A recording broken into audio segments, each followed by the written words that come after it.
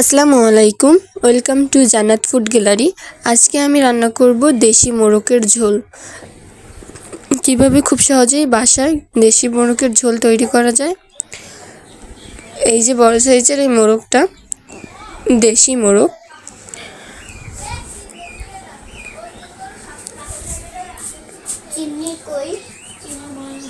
এখন আমি মোরগটাকে কেটে ধুয়ে ভালো করে পরিষ্কার করে নিয়েছি। এখন একটা কড়াইয়ে আমি রান্নার রেগুলার সয়াবিন তেল ভালো করে গরম করে আমি বেশ খানিকটা পেঁয়াজ কুচি ভালো করে হালকা বাদামি রঙের করে ভেজে নিব। তো এই পর্যায়ে আমি এখানে দিয়ে দিচ্ছি ধনিয়ার গুঁড়া, জিরার গুঁড়া, হলুদের গুঁড়া, মরিচের গুঁড়া।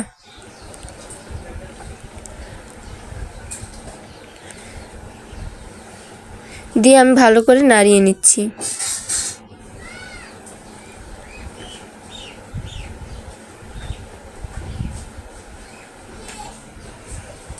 এবার এখানে দিয়ে দেবো আদা বাটা, রসুন বাটা। দিয়ে আবারও ভালো করে মশলাটাকে আমি ভালো করে মিশিয়ে নাড়িয়ে চাড়িয়ে নিচ্ছি।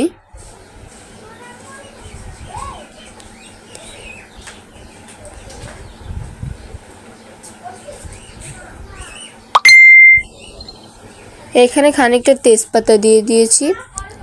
তেজপাতাগুলো দিয়েও ভালো করে মিশিয়ে নিচ্ছি। দিয়ে দিলাম স্বাদ মতো লবণ। আপনারা যে যেমন ঝাল পছন্দ করেন তেমন দিবেন। দিয়ে দিয়েছি গোলমরিচ, এলাচ আর লবঙ্গ। দিয়ে ভালো করে আমি আবারও মিশিয়ে নাড়িয়ে চাড়িয়ে নিচ্ছি।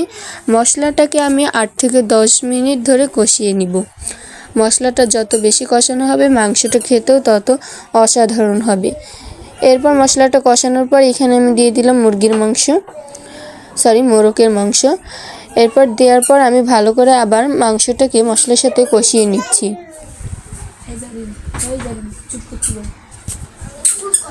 মাংসটাকেও আমি সেরকমভাবেই 8 থেকে 10 মিনিট কষিয়ে নিব। মাংসের আসল মজাটাই কিন্তু কষানোতে। যত বেশি কষাতে পারবেন ততই খেতে টেস্টি হবে।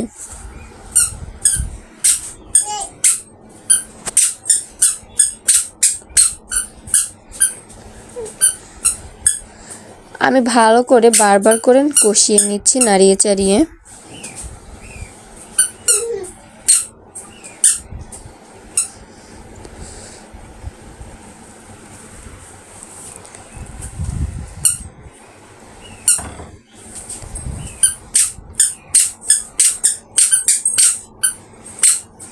এখন আমি এর ভিতরে দিয়ে দিচ্ছি ঝোলের পানি। ভালো করে কষিয়ে আমি খানিকটা ঝোলের পানি দিয়ে ভালো করে আবার নেড়ে চেড়ে দিব।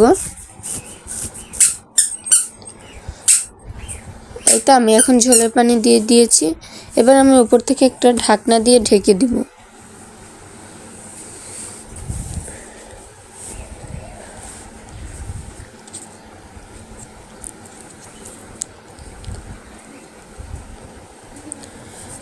ঢাকনাটা উঠিয়ে কিছুক্ষণ পর আমি আবারও ভালো করে নাড়িয়ে চাড়িয়ে নিচ্ছি।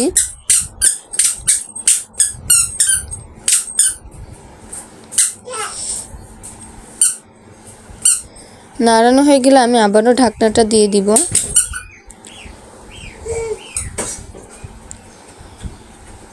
এখন আমার মাংসটা হয়ে আসছে। এই পর্যায়ে আমি আবারও ঢাকনা উঠিয়ে নাড়িয়ে উপর থেকে কিছুটা জিরা গুঁড়া দিয়ে দিব। জিরার গুঁড়া দেওয়ার ফলে মাংসটার স্বাদ কিন্তু অনেক বেশি আসে। এখন আমি একটু সময় ঢেকে রাখলাম ভাপে দেওয়ার জন্য। তারপর এই তো তৈরি হয়ে গেল গরম গরম দেশি মোরগের ঝোল। তো আজকের এই দেশি মোরগের ঝোল কেমন হয়েছে সবাই কিন্তু অবশ্যই কমেন্টে বলে যাবেন।